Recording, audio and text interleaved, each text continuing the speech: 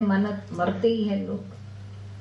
तो जैसे क्षत्रिय वाला धर्म उसको खा रहा था, एक कि मारना क्यों।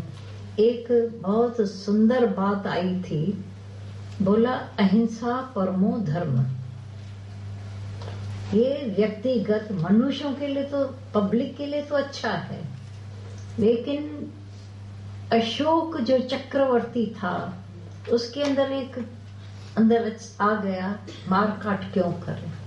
तो उसने आर्मी नहीं रखी, लड़ाइयां बंद हो गई। अब जैसे ही लड़ाई बंद तो हो गई, उनके हथियार सड़ने लगे सब, ये भी कुछ हुआ ही नहीं। तो हूण और इधर जो इधर के लोग थे उनको पता पड़ा, चंगेज खान ये वो सब भी उसी घड़ी हमले किए थे हिंदुस्तान पे, और हमारी आर्मी लड़ नहीं पाई उनसे। तो बोला अहिंसा व्यक्तिगत पर्सनली तो अच्छी है, राजा के लिए वो अच्छी नहीं है।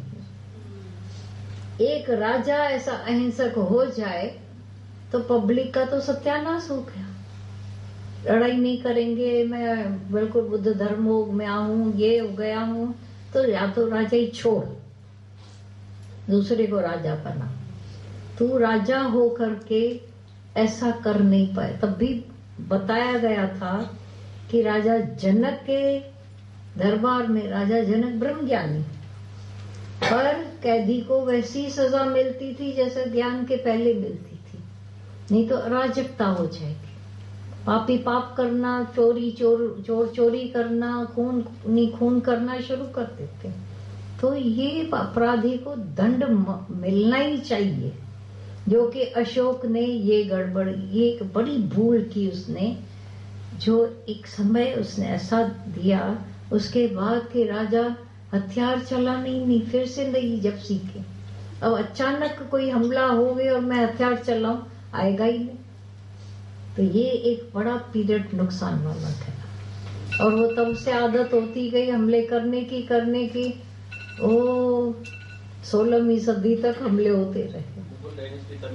मुगल भी तभी आए, सब आते रहे, जयचंद को, गौरी को, ये वो सब होते रहे। खैर वो एक राजनीति है, छोड़ो। लेकिन मैं लड़ाई नहीं लड़ेंगे तो तू क्या आता है तेरे को दूसरा। अभी भगवान भी अंदर से पूछते हैं, तेरे को दूसरा क्या आता है करना। ब्राह्मण बन नहीं सकता है, अभी जाकर दुकान पर कपड़े बेचेगा, चीजें बेचेगा, वैश्य बनेगा, शूद्र सेवा करेगा तू, तो आता ही तो है लड़ना तेरे को। वो भी भाग रहा है तू, तो कर्म से भाग रहा है तो मरेगा तू।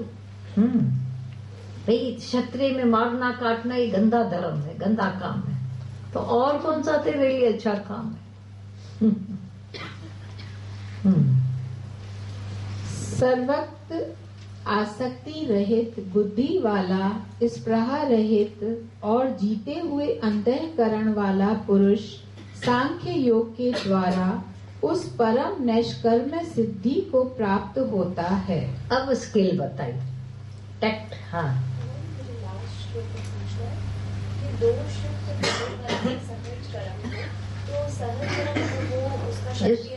हाँ क्षत्रिय है जिसका जो कर्म। कई बार वो स्त्री बोलती है घर में बच्चे पैदा करना गलत है, मैं नहीं पैदा करती।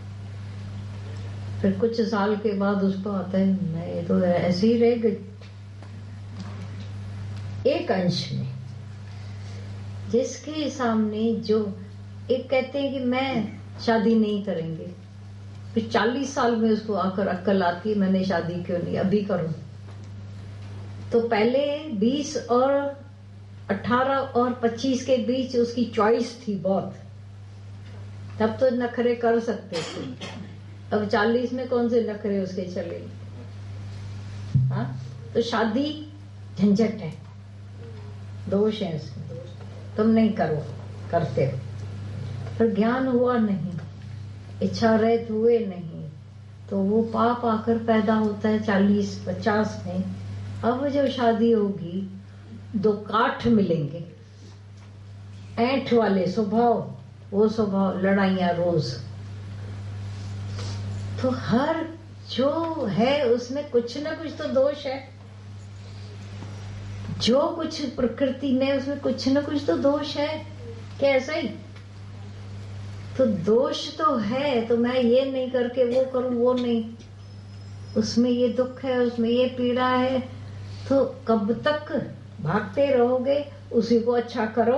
अभी उसका ये दिखाया है कि सर्वत्र आसक्ति रहित बुद्धि वाला उसी जीवन में आसक्ति रहित बुद्धि वाला हो जाए, स्प्रिया रहित, और वांट और स्प्रिया मना प्यास लालच बनी रहती, और तो पाप करेंगे। और जीते हुए अंतःकरण वाला पुरुष सांख्य योग के द्वारा उस परम नैष्कर्म्य सिद्धि को प्राप्त होता है। ज्ञान हो भी, अंतःकरण उसने जीत लिया अपना, मन बुद्धि चित्त अहंकार माना ज्ञान से, तो उस परम नैष्कर्म्य नेहकर्मी बन सकता है। कर्म करत हुए नेह कर्म, तिस वैष्णव का परम धर्म। कर्म छोड़े नहीं, किस तरीके से करे। सभी के पास अपना अपना है। अभी आपको दिल होती है इसमें कम फायदा है, मैं ये काम करूं, इसमें मेहनत ज्यादा है, ये छोड़ूं। दूसरे किसमें कम मेहनत है, सोचो तो सही, दूर से दूसरा दिख रहा है, जब घुसते हो तो बड़ी मेहनत वाला, बड़ा दुखदाई है। अब दुख से डर कर भागोगे तो बोला कर्तव्य ये तो तुमसे होगा ही, लेकिन कर्ता भाव से रहित और आसक्ति रहित और स्प्रिया रहित और अंतःकरण को सांख्य योग के द्वारा, ज्ञान योग के द्वारा। ज्ञानी जो कर्म उसके खाते में ना आवे, कर्म हो रहा है खाते में ना आवे, इच्छा नहीं है, अहंकार नहीं है, तो खाते में नहीं आएगा। अब ईश्वर इच्छा से करेगा, ईश्वर इच्छा से घर में है, ईश्वर इच्छा से मेरे को भेजा गया। वो जो आधी रात को चोरों ने उसको सामान दिया लेने को, ईश्वर इच्छा, ईश्वर इच्छा। अब ईश्वर इच्छा को कौन बांध सकता है दुनिया में? ईश्वर इच्छा वाले को कोई दुखी कर सकता है? परेशानी दे सकता है? हर एक अपने अपने कर्म को करके चमकता रहे, चढ़ता रहे। जो कि ज्ञान योग की परानिष्ठा है, उस नैष्कर्म सिद्धि को जिस प्रकार से प्राप्त होकर मनुष्य ब्रह्म को प्राप्त होता है, उस प्रकार को हे कुंती पुत्र तू संक्षेप में ही मुझसे समझ। मैं समझाऊंगा और मुझसे समझ। वो अहंकार को दिखाता ही अहंकार रहित। हाँ, कैसे तुम ज्ञान योग की परानिष्ठा, ज्ञान समझकर तुम्हारी निष्ठा पक्की हो जाए। सबको अपनी अपनी निष्ठा ज्ञान की पक्की तो करनी है, गिरगिला नहीं। उस नैष्कर्म्य सिद्धि को कि तुम कर्म भी तुमसे होता रहे, छोटे से छोटा, बड़े से बड़ा, घर में बाहर कर्म करो। एक डॉक्टर है तो कैसा कर्म करे? ठगी चोरी, दवाइयों में मिलावट, सच्चाई। और समझो उसको ऑपरेशन की जरूरत नहीं हुई, अपने पेट के लोभ के लिए बोले ऑपरेशन करवा लो। बीच में एक ने मेरे को बोला, वो किसी थेरापिस्ट का बाप था, माना वो भी है बहुत होशियार आदमी। बोला अहमदाबाद में हम लोग गए, मेरे जीजा का ऑपरेशन। तो बहन ने डर डर कर बुलाया, भैया आप आ जाओ, देखो मेरे हस्बैंड को बोला हार्ट का ऑपरेशन करवा ले। तो ये जब गया है तो ये जानकार था, इसने डॉक्टर से बात की कि क्या क्या चांसेस हैं नहीं कराने के।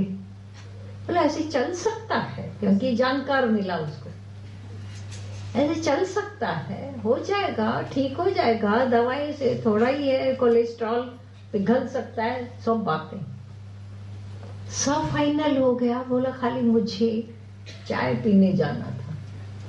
चाय पी के आया हूँ तो पेशेंट अंदर हॉस्पिटल में, और माना आईसीयू में, और ऑपरेशन थिएटर में, और ऑपरेशन हो रहा है। तो बहन को पूछा कैसे हुआ ये? बोला भैया आप तो कुछ भी कहते रहते हो, डॉक्टर ने बोला इसकी लाइफ रिस्क वाली है, नहीं कराओगे तो मैं उसकी लाइफ देखूं या आपको सुनूं? ऐसा झांसा फेर के गया, उसका ऑपरेशन शुरू हो गया अंदर। अब कहां से अंदर से लेके आएगा उसको?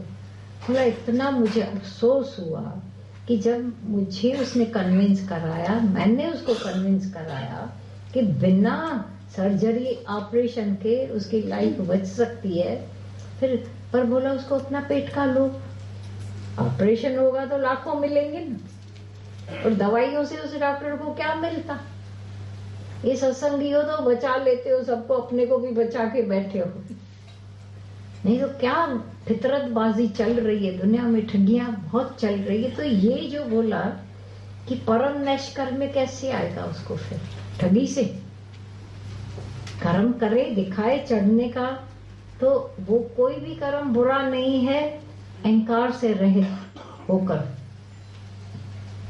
ज्ञान योग की, और सब मनुष्य ब्रह्म को प्राप्त होता है। हर कर्म जो तुम अपने अपने एरिया में कर रहे हो, वो कर्म तुमको आत्मा में पहुंचा सकता है, चढ़ सकते हो या नहीं? ये छोड़ूं तो मैं करूं, चढ़ सकते हैं। घर छोड़ूं तो सेवा हो सकती है। घर में तुम फिर बोला ना, 4 फल पान गृहस्थी को मिलते हैं, सरकार भी उससे पल रही है, मेहमान भी उसी से, घर के लोग भी उसी से, बड़ों को भी वही, सन्यासियों को भी वो पालता है, सब कुछ तो वही पाल रहा है, एक ही गृहस्थी। तो गृहस्थी की भक्ति बड़ी है या छोटी है? और आप लोग उन सन्यासियों को महान बोलते हो, और ये सन्यासी गृहस्थियों की निंदा करते रहते, जिनका खाते हैं, खाते भी उनका। अच्छा बहुत ठंड होती है तो कहाँ आते हैं वो लोग? कहाँ आते हैं? हरिद्वार छोड़ कर शहरों में धक्के खाते हैं और उन्हीं की निंदा करते हैं। ये तो भोगी हैं, हम त्यागी हैं। भोगी है या त्यागी है या क्या भी है, सेवा वाले हैं, सेवा वाले हैं, दातार हैं। तो अपनी भक्ति को सराहो तो सही, अपने गृहस्थ धर्म को सराहो। हाँ, लेकिन गृहस्थ धर्म में एक भूल क्या हो गई, आसक्तियां ज्यादा हो जाती है, ज्ञान उन आसक्तियों से ऊपर कर देता है। विशुद्ध बुद्धि से युक्त तथा हल्का, सात्विक और नियमित भोजन करने वाला, शब्द आदि विषयों का त्याग करके एकांत और शुद्ध देश का सेवन करने वाला, सात्विक धारण शक्ति के द्वारा अंतःकरण और इंद्रियों का संयम करके मन, वाणी और शरीर को वश में कर लेने वाला, राग द्वेष को सर्वथा नष्ट करके भली भांति दृढ़ वैराग्य का आश्रय लेने वाला तथा अहंकार, बल, घमंड, काम, क्रोध और परिग्रह का त्याग करके निरंतर ध्यान योग के परायण रहने वाला, ममता रहित और शांति युक्त पुरुष सच्चिदानंद घन ब्रह्म में अभिन्न भाव से स्थित होने का पात्र होता है। कितना सारा गागर में सागर भर डाली। शुद्ध बुद्धि, प्योर बुद्धि, युक्त तथा हल्का